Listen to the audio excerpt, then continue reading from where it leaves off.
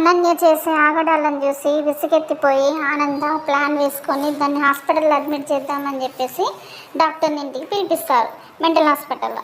అయితే శరణ్య వస్తుంది. శరణ్య వచ్చి అంటుంది కదా, అక్కను మీరు మెంటల్ హాస్పిటల్లో అడ్మిట్ చేస్తున్నారా అత్తయ్య గారు అని అంటే, చేస్తున్నానని అని ఆనంద అంటుంది.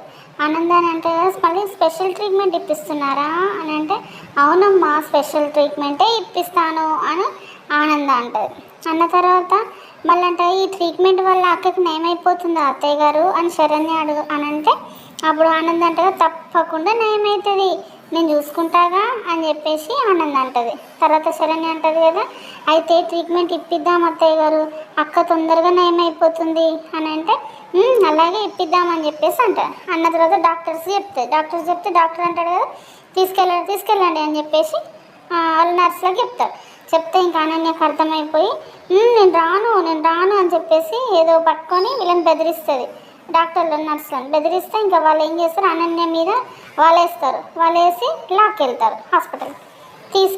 తీసుకెళ్ళి ఒక కుర్చీలో కట్టేసి అనన్యకు షాక్ ట్రీట్మెంట్ పెడతా ఉంటారు. తలకి షాక్ ట్రీట్మెంట్ పెడతా ఉంటే బయట ఉండి కాంచన అమ్మీ అని అరుస్తూ ఉండి ఇంకా తర్వాత ఏం చేయాలో అర్థం కాక అనన్య వాళ్ళ అత్త కాల్ చేస్తే అనన్య వాళ్ళ అత్త ఉన్న రోహిత్ ఇద్దరు బయటకు వెళ్తారు. అప్పుడు లేరు, ఇంట్లో ఉండరు.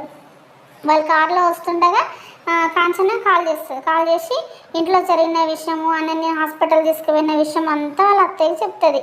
అనన్య వాళ్ళ అత్తయ్యకి చెప్తే, అవునా షాక్ ట్రీట్మెంట్ ఇప్పిస్తున్నారా అనన్యకి అని అంటే, అవును వదిన గారు అని చెప్తే షాక్ అయిపోతుంది అనన్య వాళ్ళ అత్త వచ్చి, షాక్ ట్రీట్మెంట్ ఆపుతుందా లేకపోతే ఆనందకు ఫోన్ చేసి ఎందుకలా చేస్తున్నావు అని అడుగుతుందా, లేకపోతే వీళ్ళిద్దరి మధ్యలో ఈ ట్రీట్మెంట్ చేపిస్తున్న వల్ల ఏమైనా గొడవలు వస్తాయా, అసలు ఏం జరుగుతుందో రేపటి ఎపిసోడ్లో చూద్దాం.